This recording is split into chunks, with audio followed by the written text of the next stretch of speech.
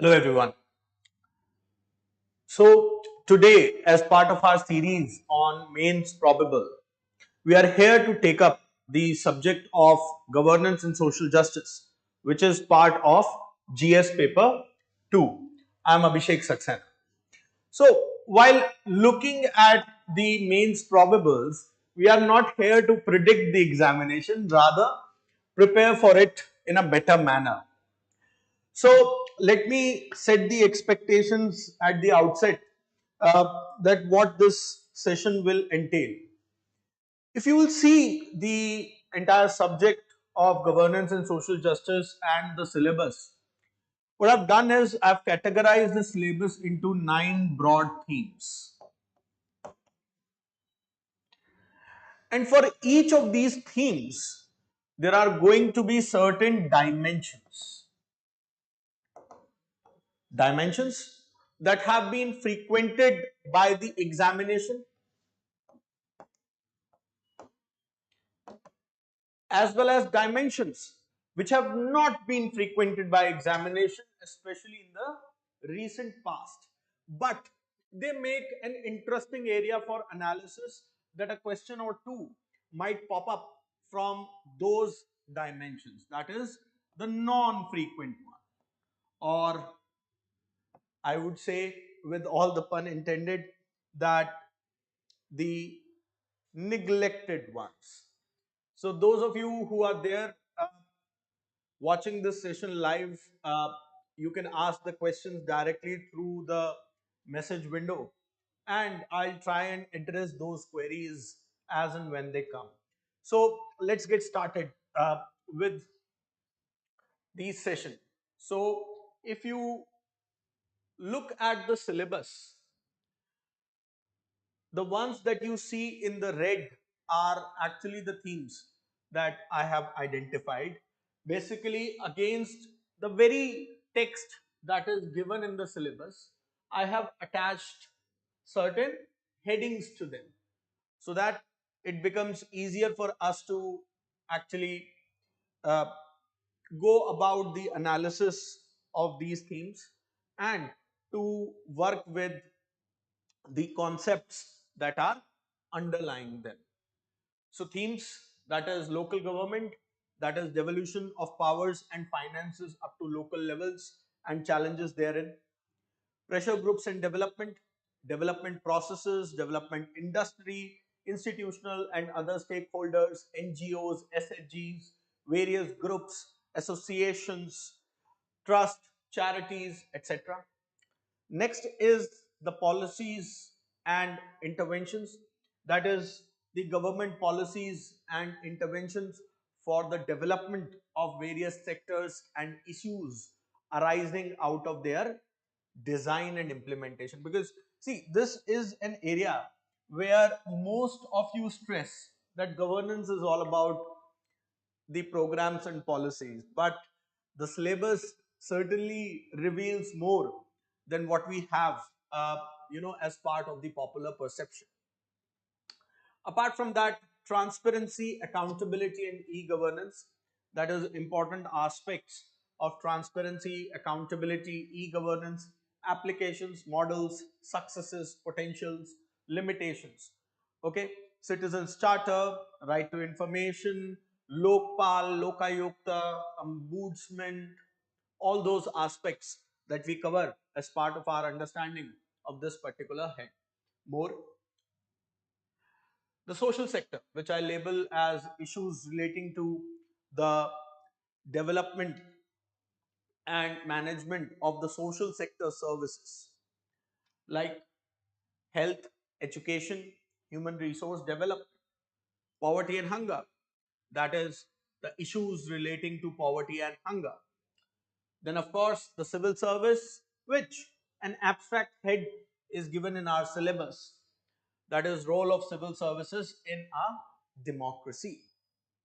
Then regulatory bodies, which I tentatively label as regulatory bodies for the ease of this session.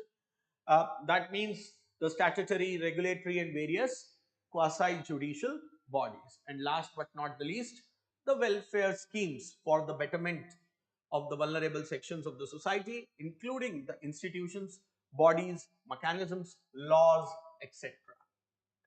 So this is the broader syllabus, but when we'll analyze the fine print of this particular idea, we'll find that there are certain areas which are more attended to by the examination.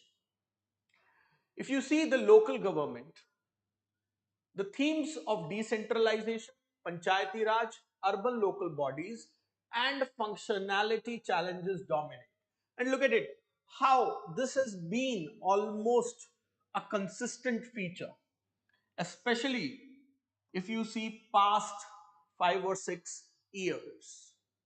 Every alternate year there is a question. And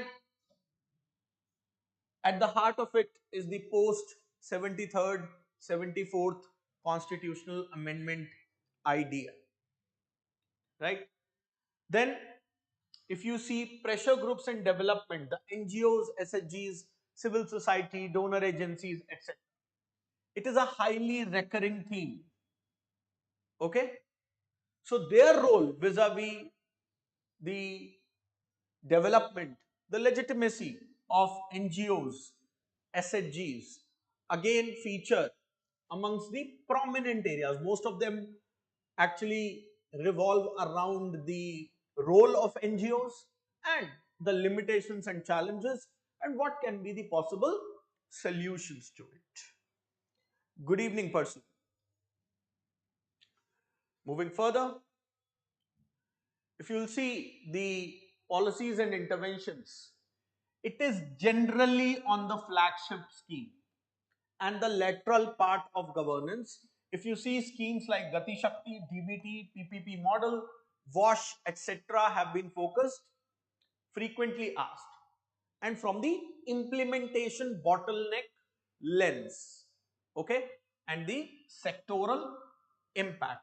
Of lately, this has not been frequented a lot because you will find that other areas are gaining currency. So the conventional wisdom that UPSC will only focus on policies and schemes and will not go beyond that in governance. This analysis actually opens up some insight that it is not just the policies and the programs. So there's a question which says, uh, how do you understand the demand of the scheme driven question? So I'll just quickly reflect on this, that how do you understand the demand of a scheme driven question? So whenever you look at a scheme driven question as a material or as a content, what do you have? You have the features of the scheme, issues, and the solutions. Largely you have this packet of information at your disposal. Now, whenever a scheme is asked, and we'll be seeing a few questions in which this area has been touched upon, because largely the policies and intervention is being construed as something related to schemes, policies, programs, but it can also be a law, right? Because that is also an intervention. So largely you have the mechanical info with regards to these implementation. So you have to get into the qualitative aspects, that what problem is it solving, how is it solving, because the question will be based on these ideas, right? How it is solving, which gaps is it bridging. So there are certain yardsticks of analysis. Those yardsticks are whether it is accessibility, availability, viability, functionality, scalability, sustainability, maintainability, availability. So all these adjectives, that what issues it is solving and how it is solving. Because based on those issues, you will have to mold the static information that you have, right? Affordability, for example, whether there is a particular scheme that is affordable. If it is a direct to public scheme, what if there is a scheme which is from government to other institutions, for example PLI scheme? What is the benefit?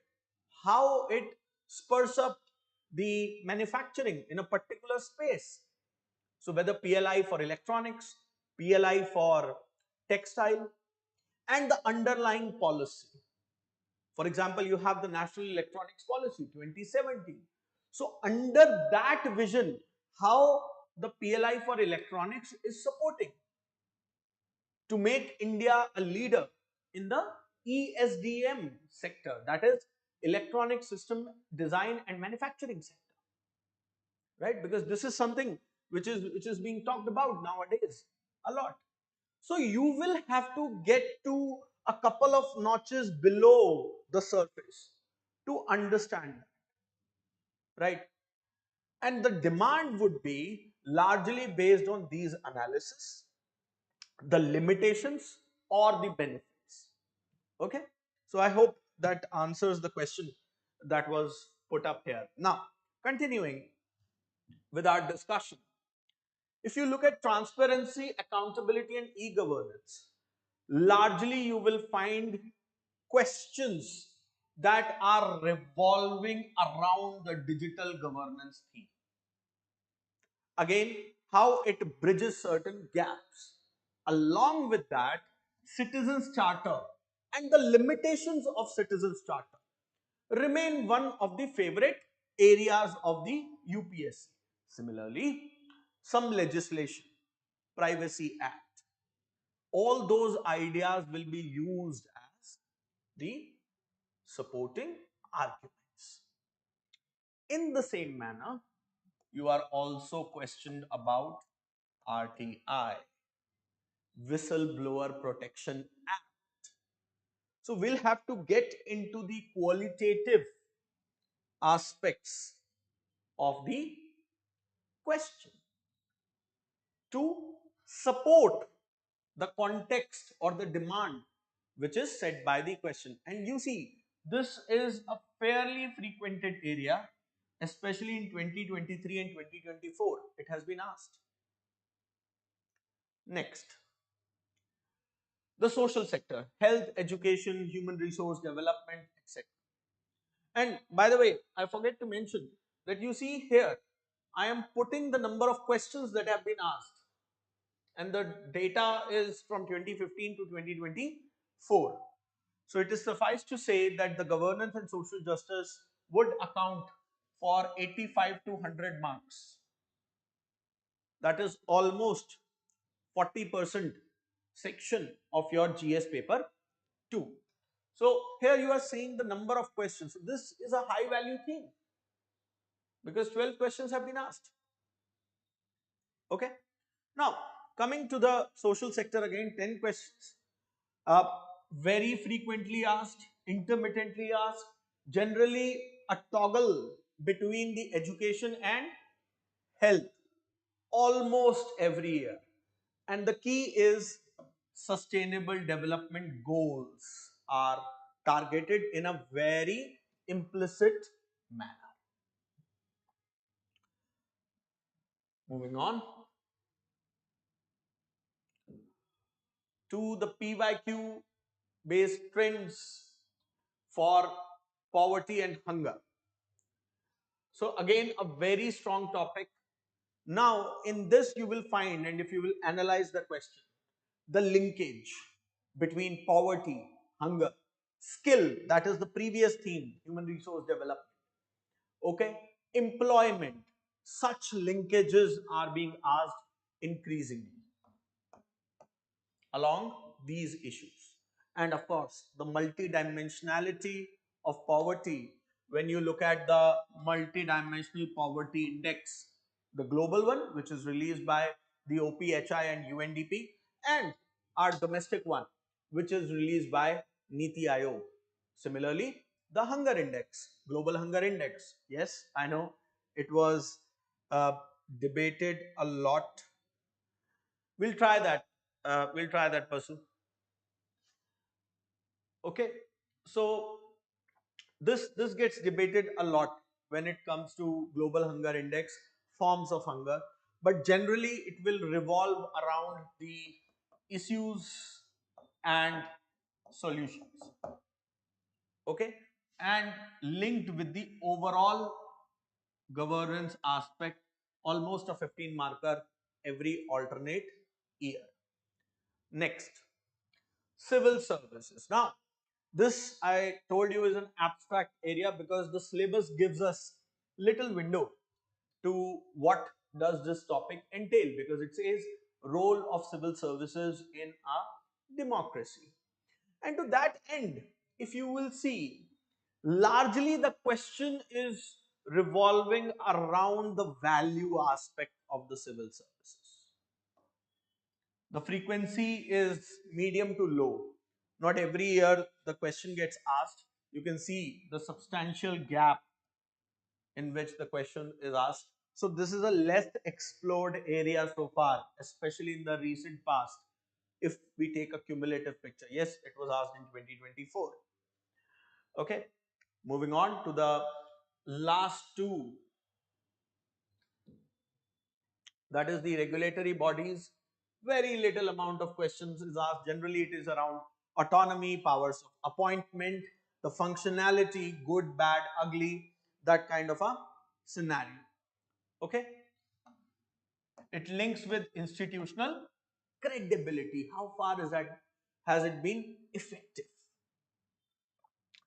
And then, of course, the welfare is moving around children's right, disability, backward classes, gender, delivery gaps, something that is linked to policies and interventions. In policies and interventions, we are largely talking about the secular policies and interventions. Whereas, as part of the welfare scheme, we are looking for the schemes, programs, initiatives, mechanisms, institutions, laws that are there for the vulnerable section, that is the SC, ST, OBC, women, children, disabled, elderly, LGBT, minorities, so on and so forth. So often if you see, this is one of the most diversified area, but one of the most direct areas, because you will have a scheme in toto given and then the questions will be revolving around it only. Okay, so now let me put up the graphic which tells us that what are the areas, the unasked dimensions that we have filtered out through these analysis. So if you look at the civil services, like I pointed out, it's a scarce area when it comes to the number of questions that have been asked over the last decade or so. And if you see, this is one of the very scarce area, but given the impetus on Mission Karam Yogi, the reorientation of civil services, this makes an interesting area to look for in the forthcoming examination. Okay. At the same time, if you look at the disaster management part as part of the governance, because recently we have seen major floods and other disasters that are there, and in terms of crisis management and accountability, these questions can be asked. In terms of DPI, digital public infrastructure, shown in a big manner as part of the G20 initiative uh, under India's presidency, and there is a lot of interesting developments which are happening in this space. Whether UPI going global, the overall digital public infrastructure, impetus on sovereign AI, um, as well as the idea of in-house data centers, okay, the AI part, the blockchain part, all these things, as well as the emerging ideas like India Stack, okay, and how they can be molded from the lens of governance. So these are the broad areas.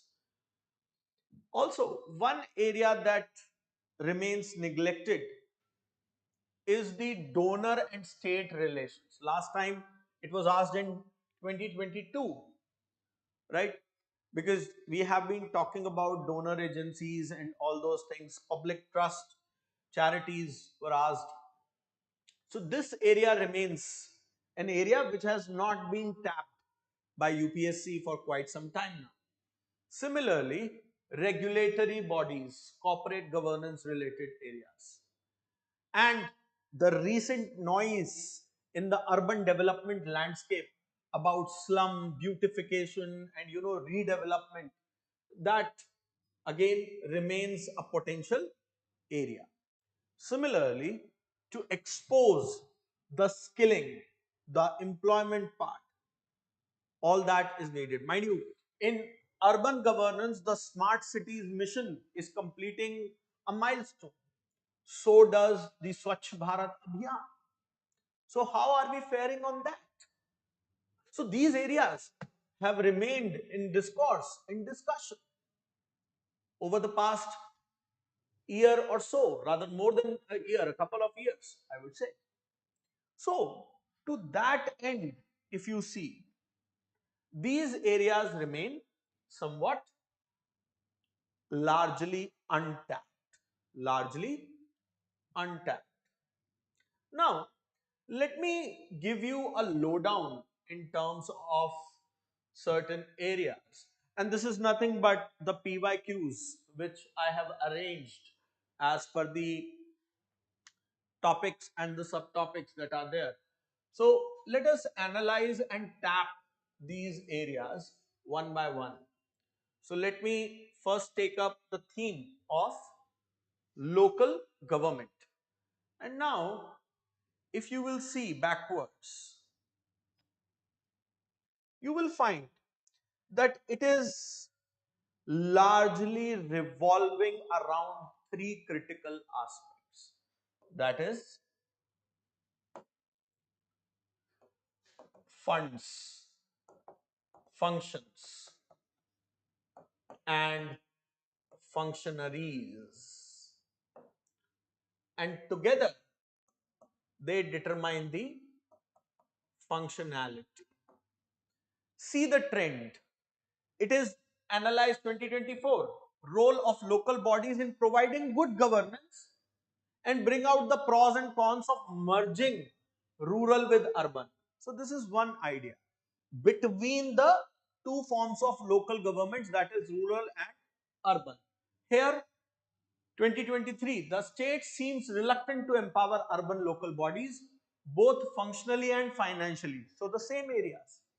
2023, 2022, the decentralization of power in India has changed the governance at the grassroots. So again, it is more about the delivery, more about the outcome and the dynamics, whether state or local or between the local, linked to fund, functions and functionaries have been asked. Okay. So largely this is the pattern that you will observe. Intermittently, you see 2019, the reservation for women. Okay. So these aspects do get asked in the examination. Almost every year, you will find one or two of these aspects being questioned. Now here is a data that I would like to share with you, which can help you in better reasoning out the demands. So if you look at the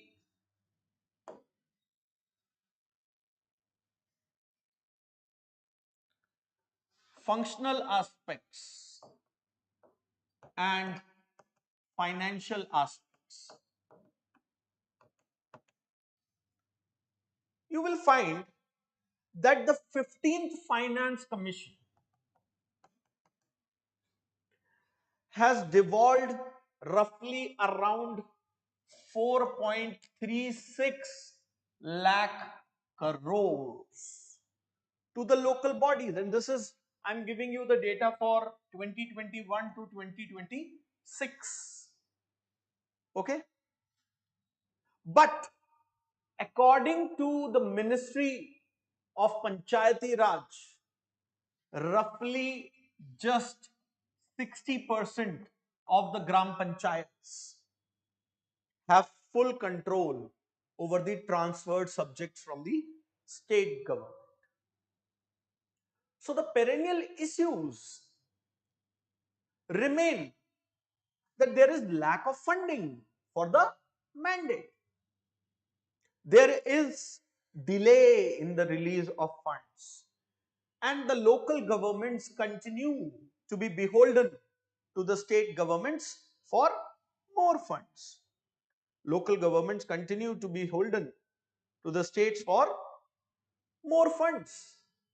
So that is a perennial situation.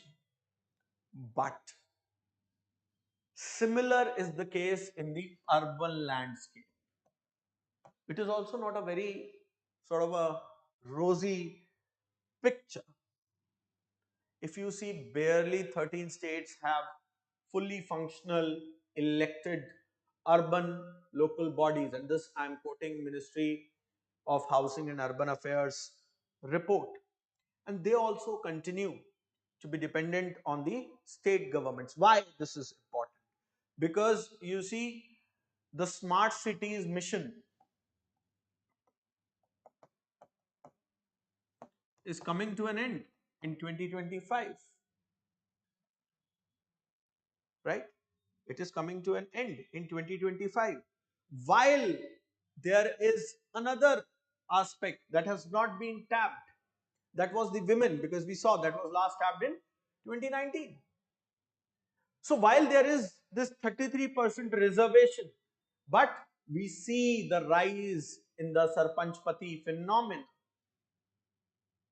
Okay, while some states like Rajasthan, Chhattisgarh have tried to bring about reforms in terms of minimum educational qualifications, etc., there are other schemes like the Mission Shakti, the National Rural Livelihoods Mission, to converge with the PRIs.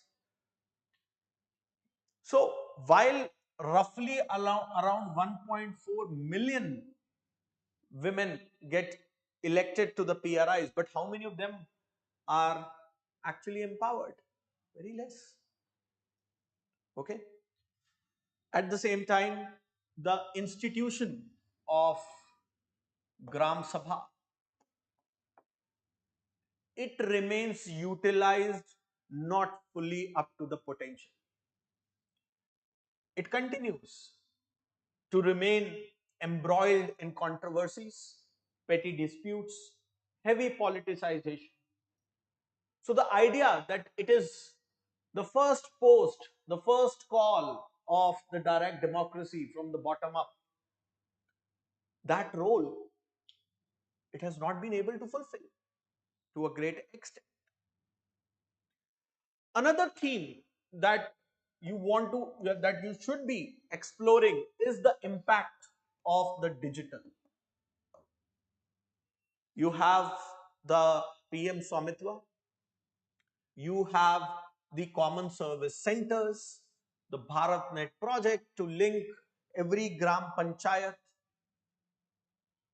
Okay, so what impact or lack of it are these digital interventions bringing to it or bringing to the table?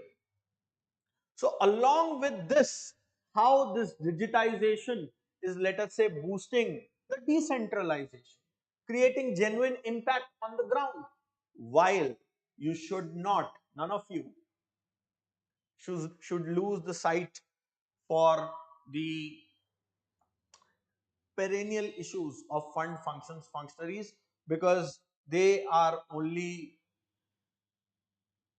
going to be reflected at a very conceptual level always, whether you look at the decentralization, whether you look at the digital inclusion, whether you look at the elections. Okay, so all of these things will be there. Recently, the Gujarat Digital Gram Panchayats initiative won the National E-Panchayat Awards. Coming to the next theme that we have,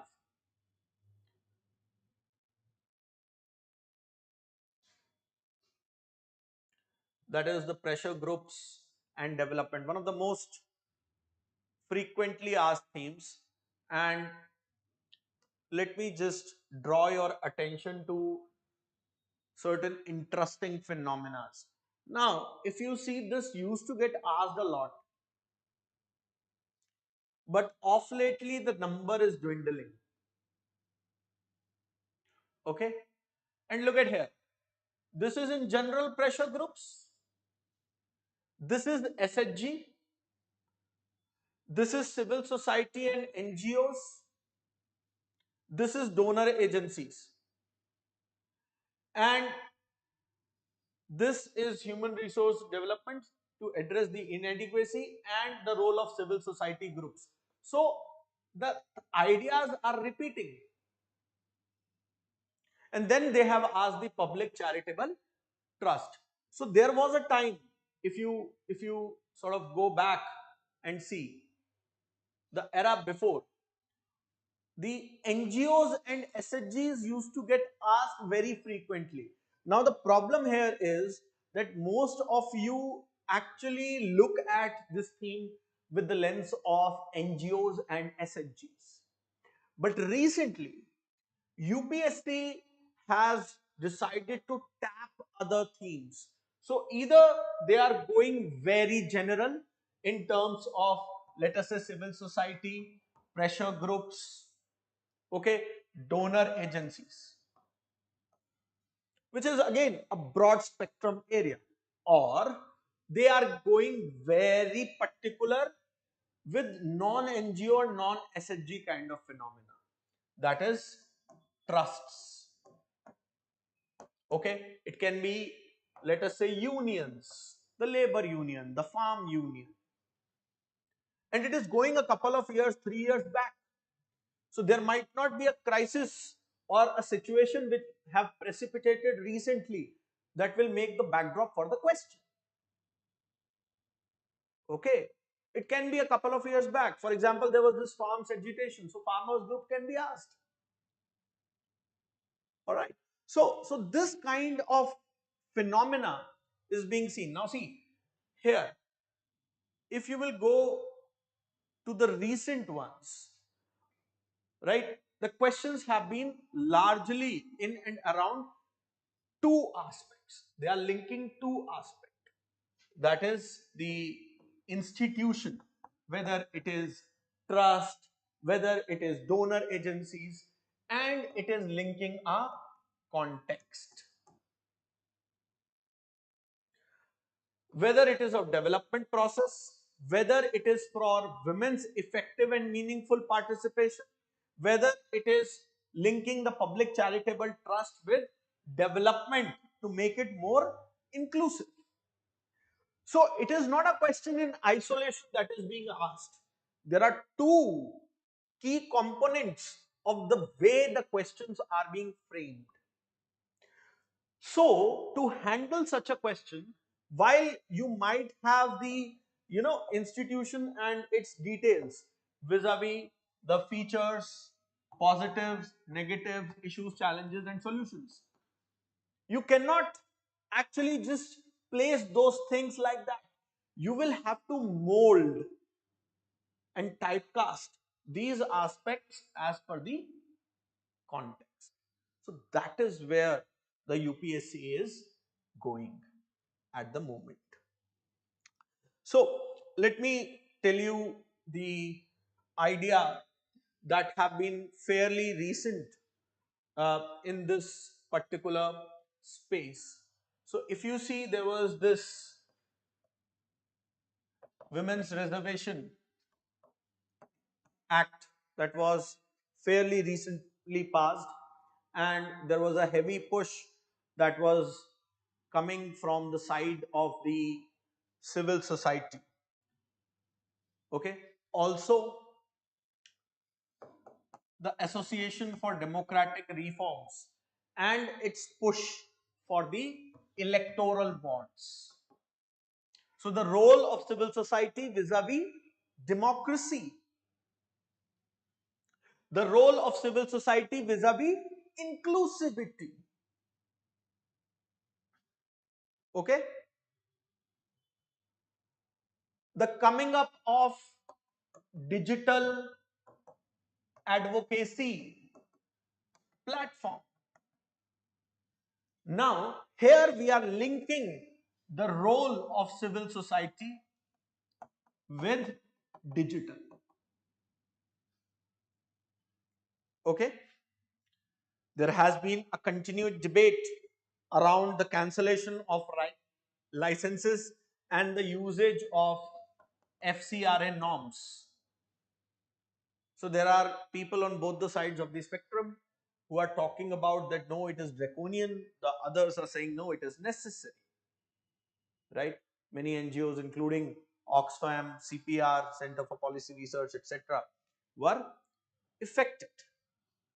Similarly, if you will look at the SHG space, schemes like Drone Didi,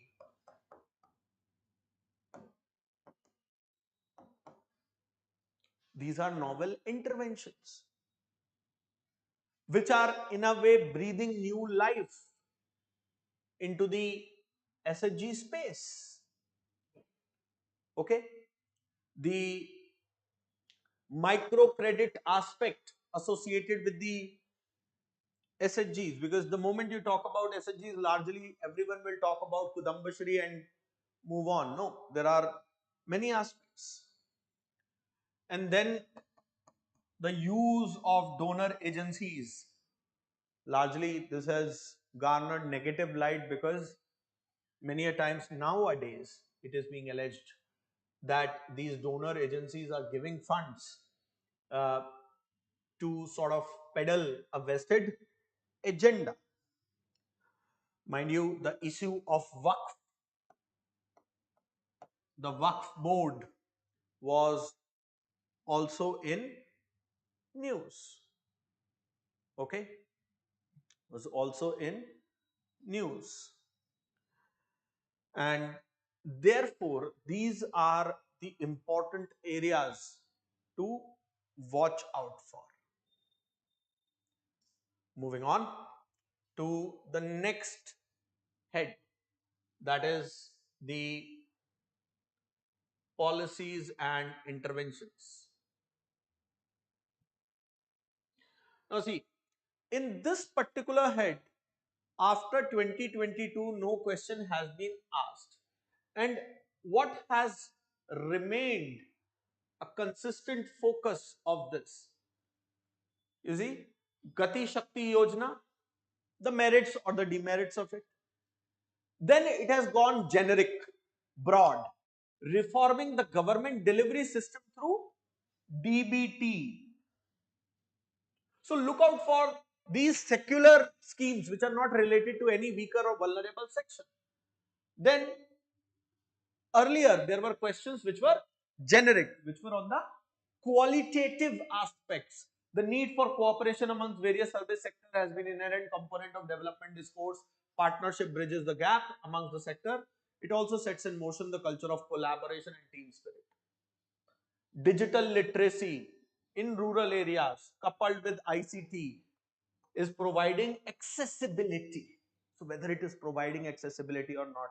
So in the initial brief, I talked about how the questions will be on the merits of the delivery, availability, accessibility, viability, scalability, sustainability, affordability, things like that. Okay.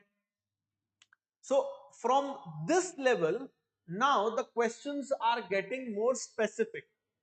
Again, a marriage of the scheme and the context that is being observed. So generally, you will find here the flagship initiatives of the government. So Gati Shakti, direct benefit transfer. And what problem are they solving?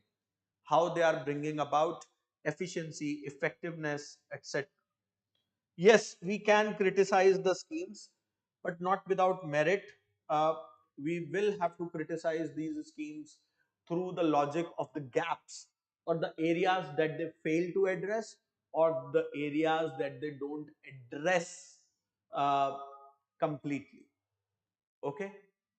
So that can also be a way forward, that in terms of what needs to be done to better the scenario?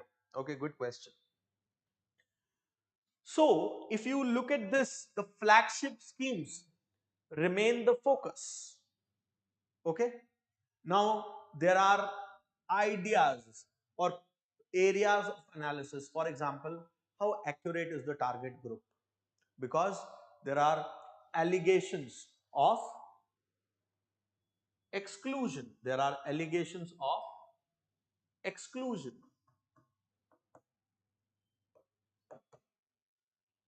Okay. The issues around last mile delivery, the issues around last mile delivery. Okay, again, the recent digital interventions and the contradictions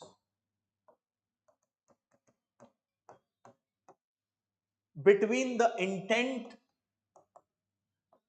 and the implementation,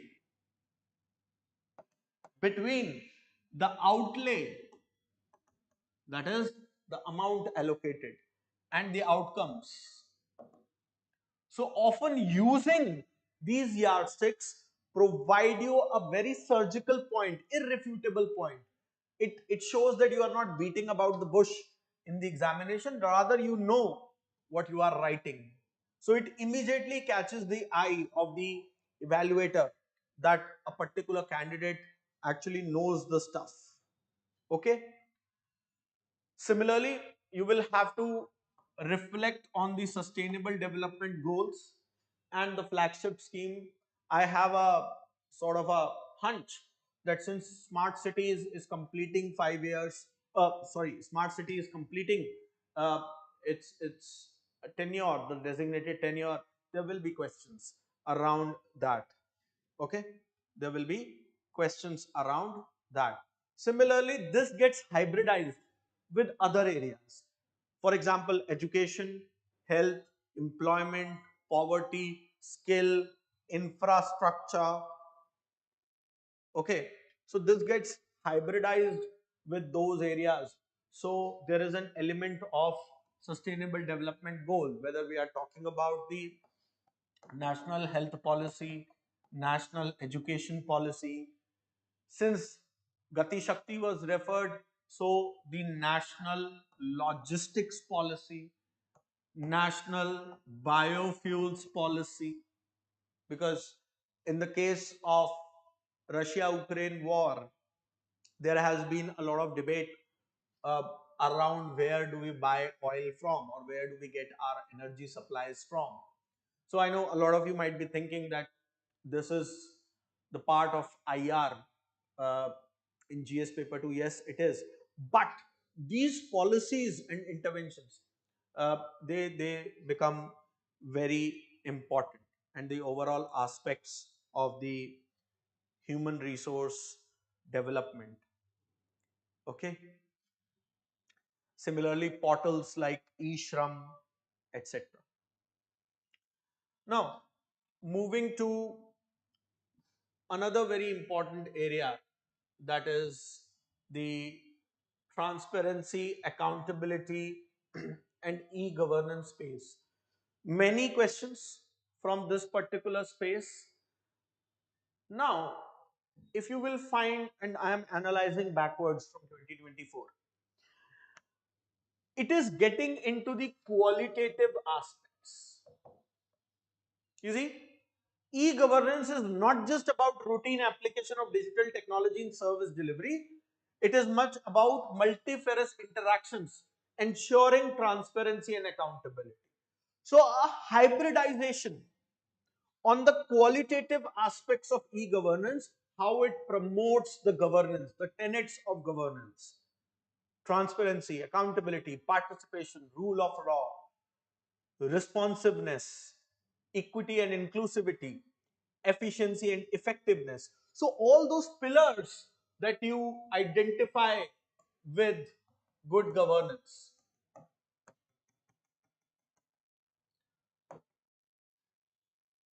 So the questions are pointing towards that. In this context, evaluate the role of the interactive service model. So here it'll put in or insert a technical conceptual jargon. Next, citizen starter frequently. Okay. Then e-governance, critical tool of governance, has ushered in effectiveness, transparency and accountability. So if you look this question and this question, this one and this one, they are largely talking about the same part. It is just in the next one, it is getting far more specific with regards to the interactive service model. And again, like I said, the digital public infrastructure, the DPI argument, the recent developments, the fourth IR has been asked. In general, the usage of ICT, what are the bottlenecks and how do we improve it? Let's go backwards and see. See, Citizens Charter again. So I just want to point this out. See, 2018, question on Citizen Charter. The Citizens Charter is an ideal instrument of organizational transparency, accountability, blah, blah, blah, but it has its limitations. Identify limitations, suggest measures for betterment. Okay, look at now this question, 2024. Recently, Citizens Charter Landmark Initiative, Citizen-centric administration. So here it is attaching the Citizens Charter with the citizen-centric administration. Here it was attaching Citizens Charter with transparency and accountability. So some or more, one or more characteristics of the good governance paradigm, the idea of good governance. But it is yet to reach its full potential. That means it has limitations. Identify factors and suggest solutions. So in this particular manner, the questions repeat.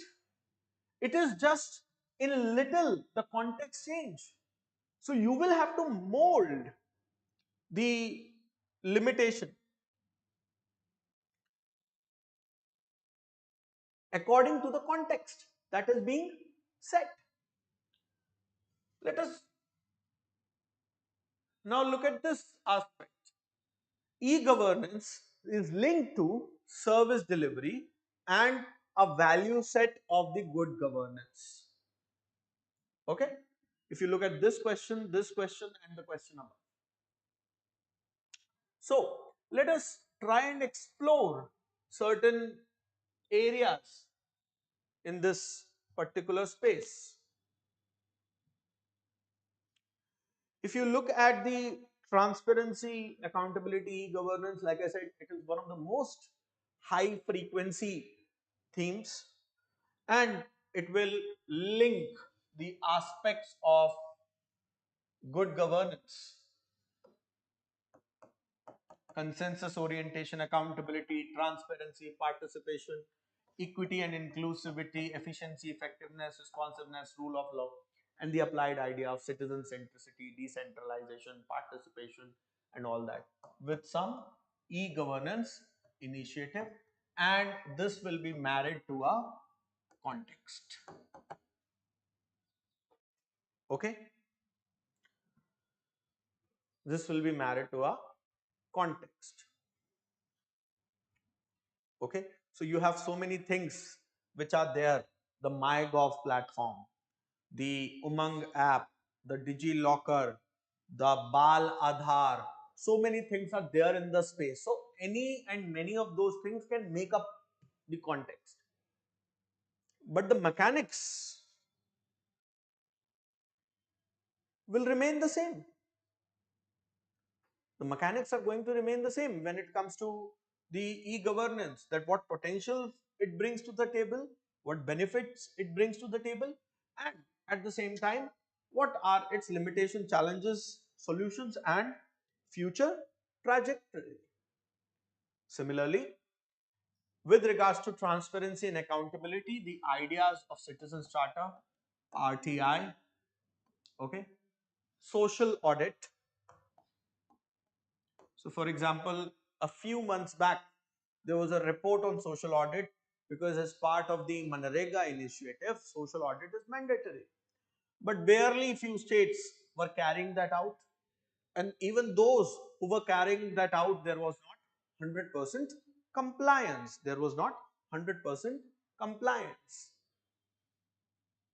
At the same time, the areas which have not been tapped recently in this space includes CVC, ombudsman like Lokpal, Lokayuk, whistleblower protection. Okay, so these are the areas that you should watch out for. These are the areas that you should watch out for. All right. So, any queries so far in this? Any queries, friends, before we move to the next theme? Any queries there?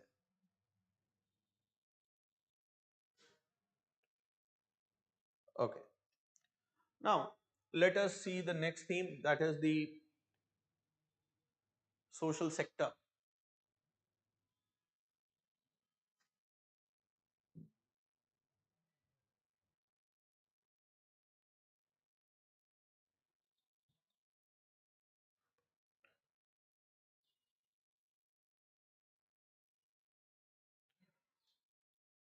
Now, see this public healthcare system.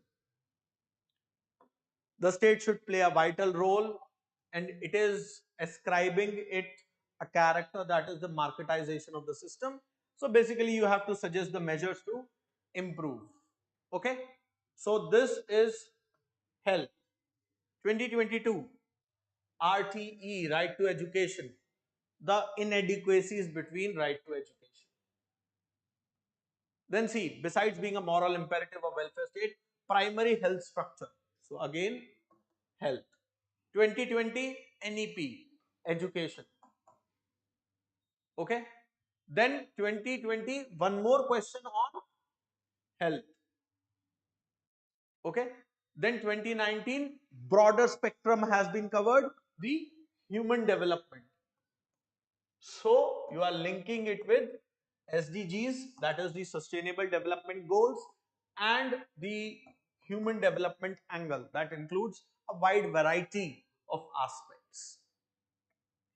So now if you look at this alternating idea of health and education being frequently asked, or at times when there were two questions in a year, and mind you that era is gone, because in these years the marks weightage was more, it was close to 100. But if you look at past 3-4 years, the marks weightage is revolving around 85. So this makes that there would be highly unlikely a chance that from one single theme there are going to be multiple questions. Very unlikely. Okay. So this alternating idea between health and education actually keeps us on the toes, that we should be abreast of the developments in this space. For example, regarding national education policy, there is a language debate that is going on. The new NCERTs are coming up. Okay, so there is a lot which is happening on in this particular space. Okay, so let us try and capture those ideas. So whether in health, education, human resource development, there is a continued debate between private and public, because the entry of the private hospitals, the entry of the private universities, the global universities setting up campuses in India, and Indian universities, especially IITs, etc., setting up campuses abroad. With regards to health, the out of pocket expenditure. Because if you look at this space of health and education, it is ultimately a game of demand and supply. So while ramping up the supply takes investment, time, it has its own gestation period. So if today You want to set up a medical college, first you need a full functioning hospital. Then you will create a medical college. Once that college gets created, the first batch will take 5 years to become doctors. Then probably another 5 years to become MDs. And a couple of more years to do PhD and research to become professors who will make other doctors. So while ramping up supply through private investment, through foreign institutions is one idea. How do you temper the demand? You diversify the learning, vocational learning, skill-based approach, flexible credit systems in education. Okay, if I talk about health, alternate systems of medicines. The shift, if you look at the national health policy, it is talking about the shift from sickness to wellness orientation. So these aspects are vital. Similarly, the element of social security, your e-shram portal, your Swanidhi schemes, okay, Ayushman Bharat health cards, National Digital Health Mission, all of those things become very important areas, not only to tap but also to support the traditional as well as the broad questions which gets asked from this particular space. Moving on to the next one, that is poverty and hunger.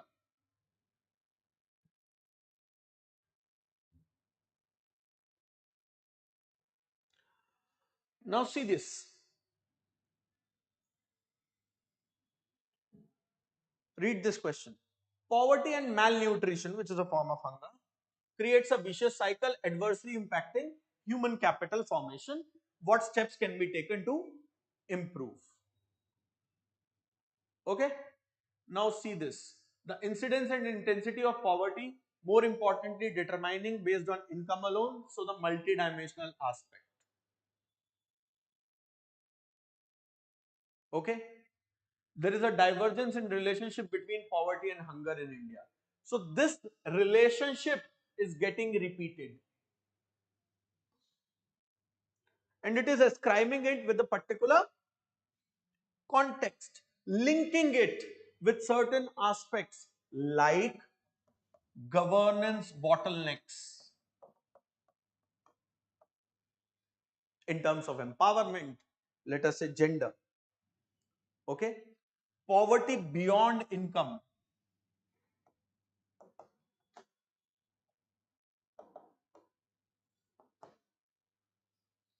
lack of food not being the cause, or rather lack of food not being the only cause of hunger, because we are a food surplus nation. So the focus is on delivery. The focus is on delivery. And of course, linking all of it with the broader aspect of human development.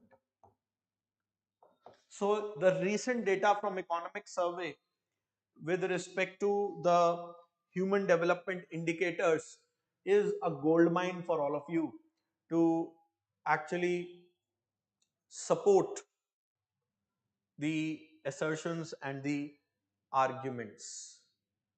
Okay. Similarly, you will find that initiatives like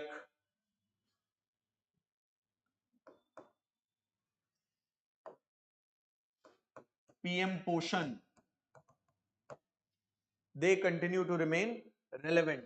Saksham Anganwadi, okay, the traditional PDS system, and to make it better, and that plugs in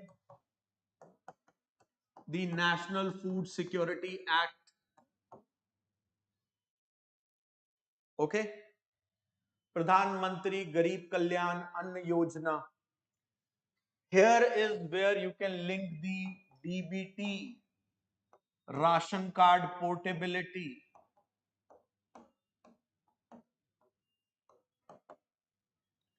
ration card portability, that is one nation, one ration card.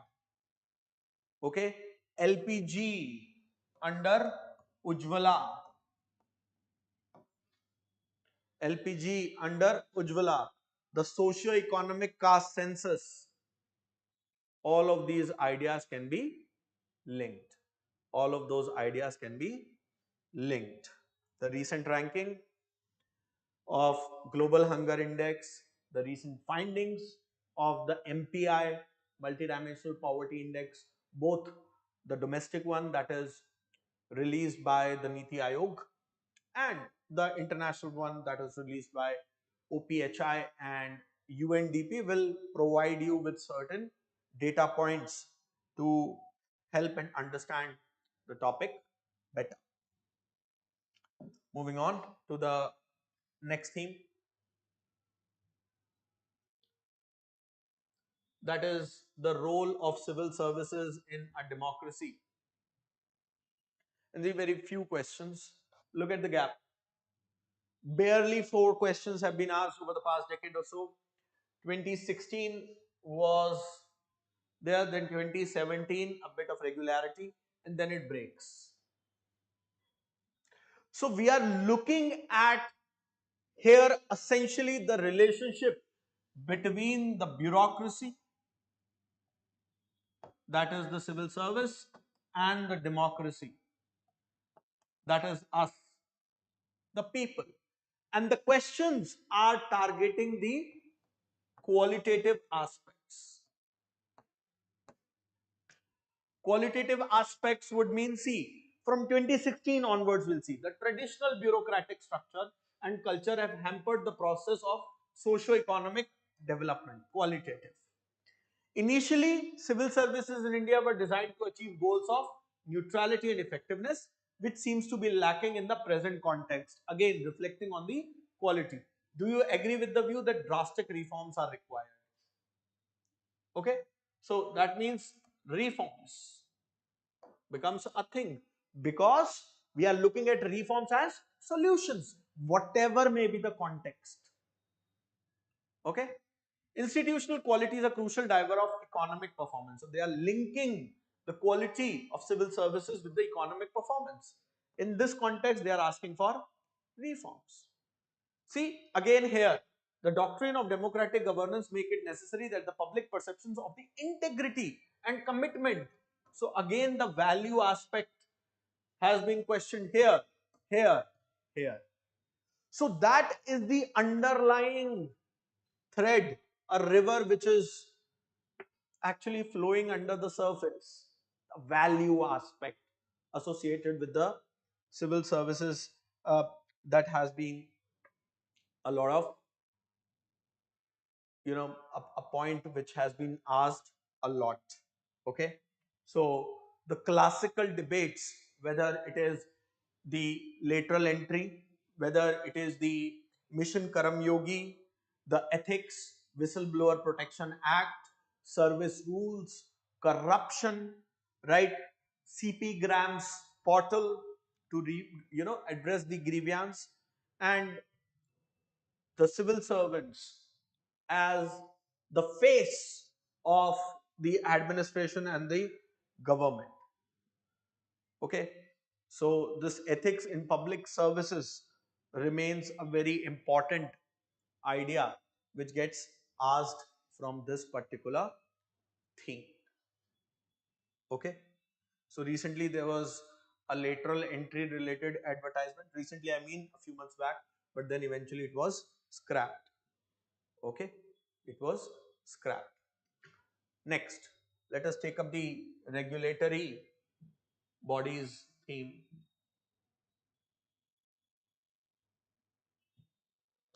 So again, few questions, and in this it is getting particular. See, Human Rights Commission, Competition Commission of India, Central Administrative Tribunal. Okay, so if I see the recent trends, so it will pick up a body from the news. Okay, it is going to pick up a body from the news. If you recall, CCI was in news because of the Vodafone Idea merger, and in fact even related to some of the institutions related to the preparation for civil services examination. So CCI was in news, and it is providing a context. Abuse of dominant position by MNCs. Okay. Issues with Human Rights Commission from the structural and practical limitations and providing the solution. CAT, that is the Central Administrative Tribunal, right? So fairly simple area, less tapped. So look out for the bodies that have been in news uh, over the past few years. For example, TRAI was in news. UGC uh, is in news at the moment. So if you look at the TRAI,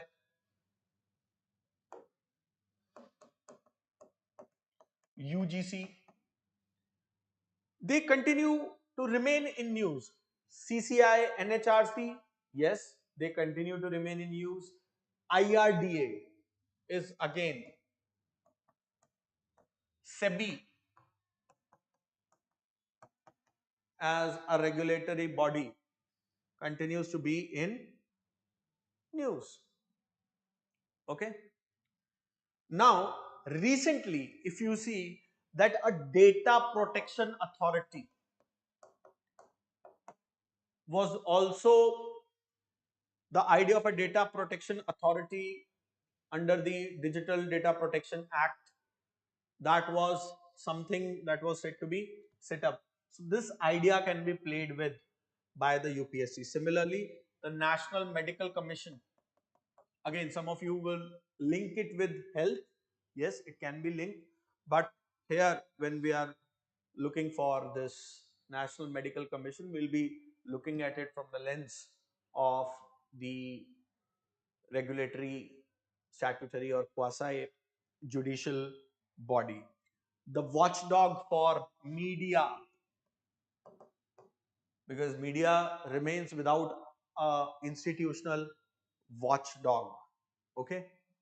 And ultimately it will boil down to the accountability as well as autonomy, freedom, because multiple judgments have been passed, whether it is regarding election commission, CBI, etc., wherein, especially with regards to election commission, wherein the appointment of CEC, etc., so a lot has happened over the past couple of years. Okay. Of course you can bring in Lokpal, Lokayukta here as well. Okay. Now, let us take up, last but not the least, the welfare schemes theme, the welfare for the weaker sections, and quite a few number of questions being asked, and see how it is going and toggling. This is one of the most random sections, okay? How it is toggling between various ideas. Skill development programs have succeeded in increasing human resource supply in various sectors. In this context, analyze the linkage between education, skill, and employment. Development and welfare schemes for the vulnerable by its nature are discriminatory. So they are not asking anything in particular, especially if you observe the past trends, the recent, immediate one. So the questions are at a broad conceptual level. They're not being very particular in this. And then you look at questions like this, because see, these were the 15 markers. The moment it is a 10 marker, it is getting specific. The National Commission for Backward Classes, right of persons with disability. Ultimately, it will be around some issue and the possible solutions. Okay. So no points in that as far as that is concerned. Now look at this, again the 15 marker question. Though the women in post-independent India have excelled in various fields, the social attitudes towards women and feminist movement has remained patriarchal. Apart from women education and women empowerment, what intervention? So it is not getting particular here. Now see, 10 marker again. It is getting particular. Earn while you learn scheme.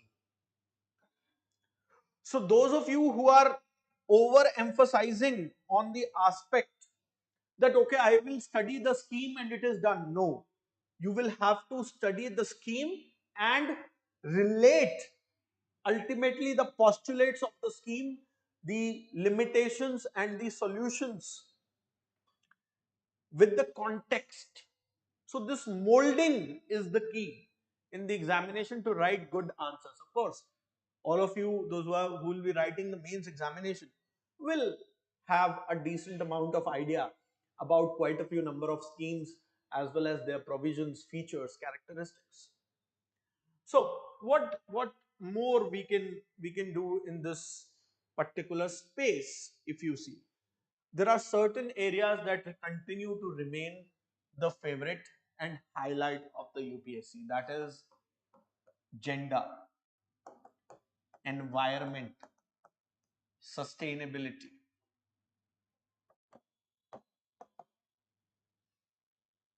Okay, women's reservation bill was there, Mission Shakti was there. Okay, with regards to children, many schemes, Anganwadi, Poshan, etc. continues to be there. Then again the themes are going to be around literacy, empowerment, participation. Okay, the bodies like National Commission for Women, in the light of certain unpleasant and dastardly events against young girls, that continues to dominate the news. Similarly, the OBC identity and the subcategorization remains an issue. So the bodies related to the National Commission for Backward Classes and such bodies again become important. Schemes like PM Vishwakarma, PM Daksh for SC, ST, OBC, they continue to remain relevant. National Commission for Protection of Child Rights and more such aspects continues to remain relevant. So these are the areas which you should focus. Mind you, the data mine for this, an excellent data mine would be the economic survey that will give you a good data mine. However, just as a parting note for this session, let me consolidate certain important data points for you. Okay, certain important data points. So if you see the urban local body share in GDP spending is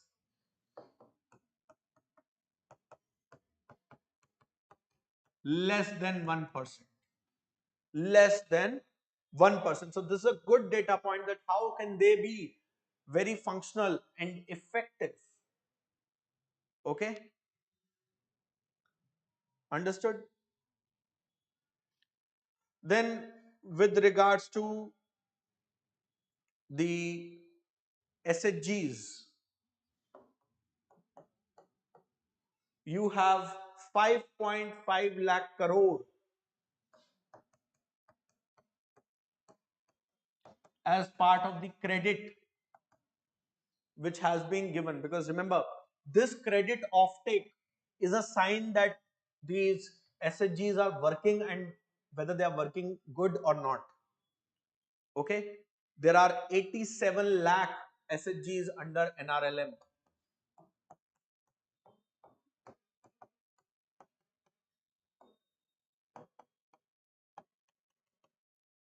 87 lakh SHGs under NRLM. Okay,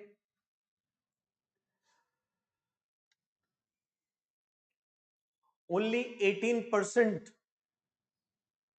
of the youth trained under Pradhan Mantri Kaushal Vikas Yojana, only 18% have been able to actually get sustainable employment.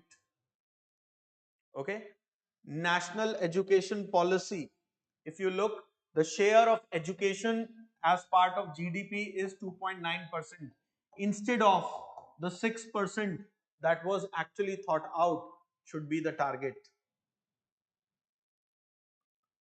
Okay,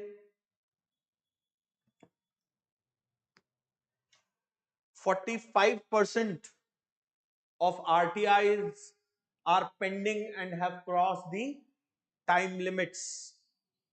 CP grams 3.0 is talking about AI linkage. Is talking about AI linkage. Okay. Health spending again continues to be low. That is 2.1%. 2.1%. Don't be misled by the boost during the COVID. That was a necessity. Okay. Have a look at the Acer report. Acer report. Okay. According to National Family Health Survey 5, roughly 35.5% of the children continue to remain stunted. Continue to remain stunted. 67% are anemic in terms of children. Okay. One nation, one ration card portability is a success story. More than 98% coverage has been achieved.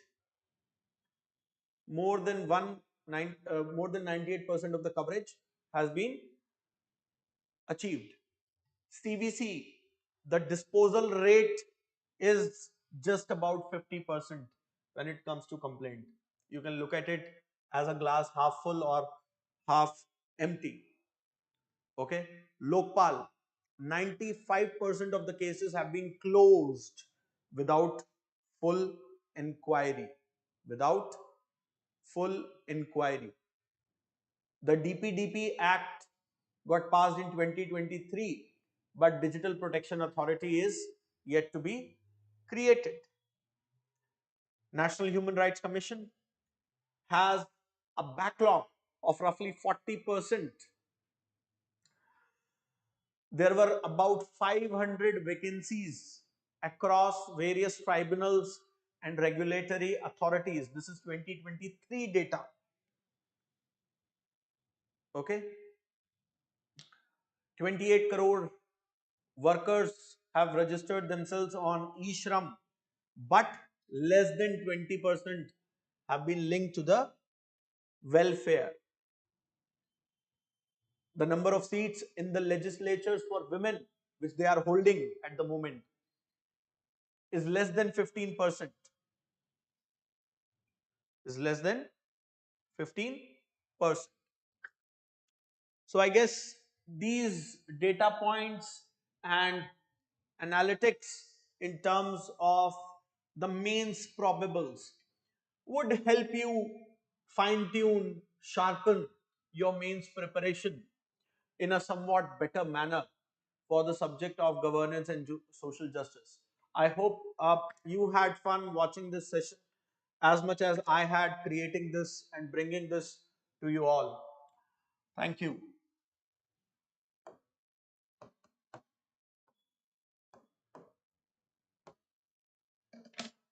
Thank you. Thank you so much.